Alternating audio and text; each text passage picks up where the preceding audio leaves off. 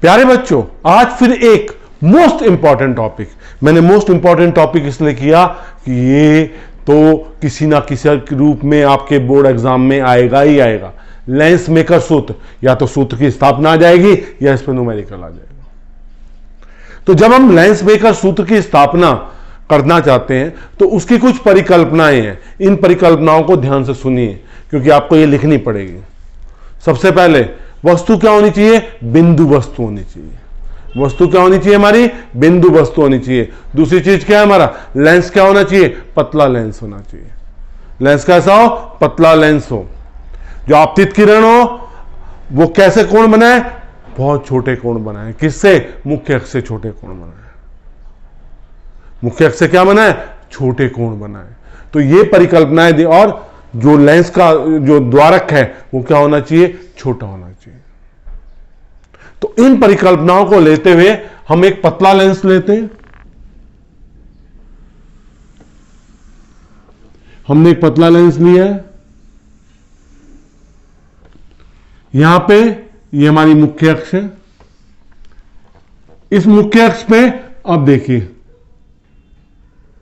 L, P1, B, ये P2, L, L dash, ये lens हो गया। L, P1, L डैश एक पृष्ठ हो गया। L, P2, L डैश क्या हो गया? दूसरा पृष्ठ हो गया।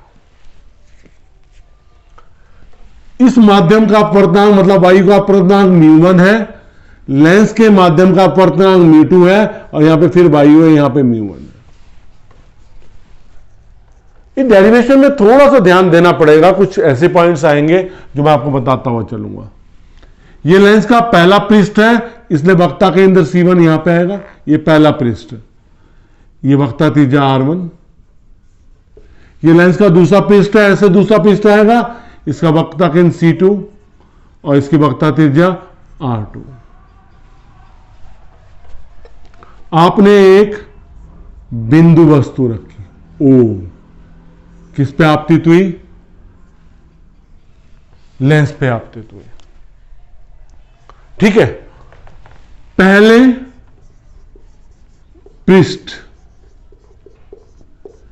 L, P1, L डैश के लिए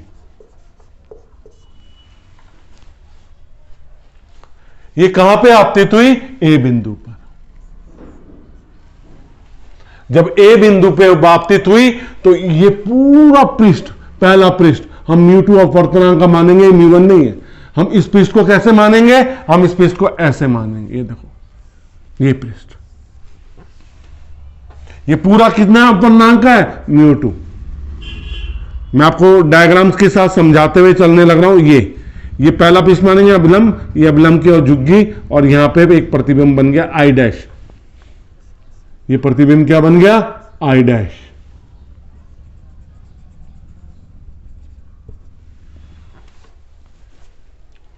तो पहले पृष्ठ के लिए वस्तु हमारी क्या है? O। किस माध्यम में? μ1। हमारा प्रतिबिंब क्या है? I dash. किस माध्यम में? μ2 माध्यम में। ये दूरी U है। ये दूरी क्या होगी? V dash. तो पहले पृष्ठ के लिए प्रतिबिंब μ2 अपवर्तनांक माध्यम में I डैश पर बनता है। तो गोलीय पृष्ठ के अपवर्तन के सूत्र से μ2 upon V dash minus μ1 upon U। μ1 वस्तु का माध्यम है O, और ये क्या हो जाएगा? μ2 माइनस μ1। पहले पृष्ठ पे पड़ी है, उसकी वक्ताकृता R1 है, प्रथम पृष्ठ।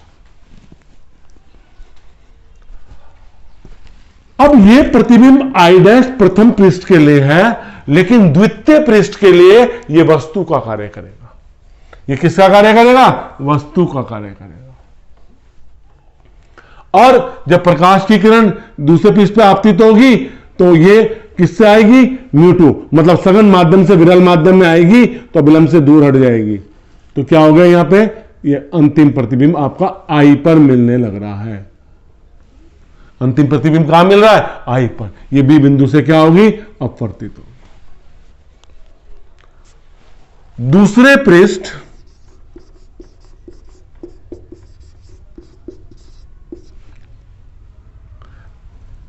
LP2 L' के लिए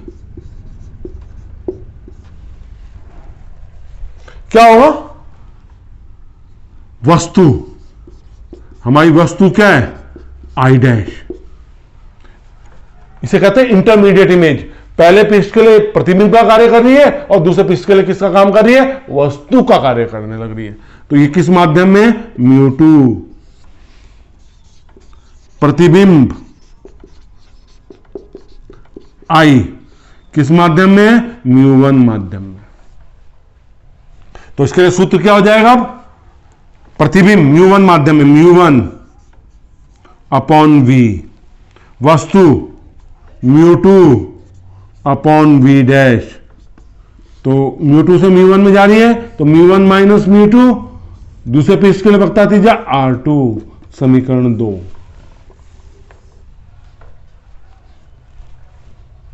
तो ये प्रतिबिंब पहले पृष्ठ के लिए था, दूसरे पृष्ठ के लिए इसने वस्तु का कार्य किया और अंतिम प्रतिबिंब हमें कहां मिला, आई पर, जो कितनी दूरी पर है, प्रकाशीय केंद्र से v दूरी पर।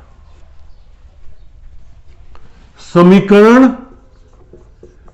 1 प्लस समीकरण 2, मतलब समीकरण 1 और 2 को जोड़ने पर लिख देते हैं, जोड़ देते हैं, μ2 upon v' minus μ1 upon u plus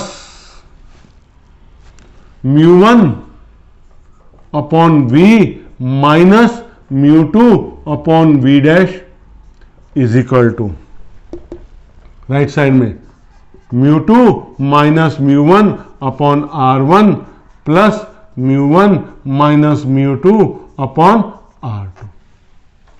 जोड़ दिया साहब, ये कट गया आपस में, बचा क्या हमारे पास, μ1 upon v minus μ1 upon u, और ये बचा μ2 माइनस μ1 अपॉन r1। इसे माइनस साइन बाहर लेके हम लिख सकते हैं μ2 माइनस μ1 अपॉन r2। इसको साइन चेंज कर दिया, ठीक है। तो अब हमारा μ1 कॉमन आ गया यहां पे, 1 upon v minus 1 upon u, ये आ गया μ2 माइनस μ1 कॉमन आ गया, 1 upon r1 minus 1 upon r2। तो 1 upon v minus 1 upon u, ये क्या हो जाएगा, μ2 upon μ1 minus μ1 upon μ1, 1 upon r1 minus 1 upon r2। ठीक, इसे साफ कर देते हैं अभी।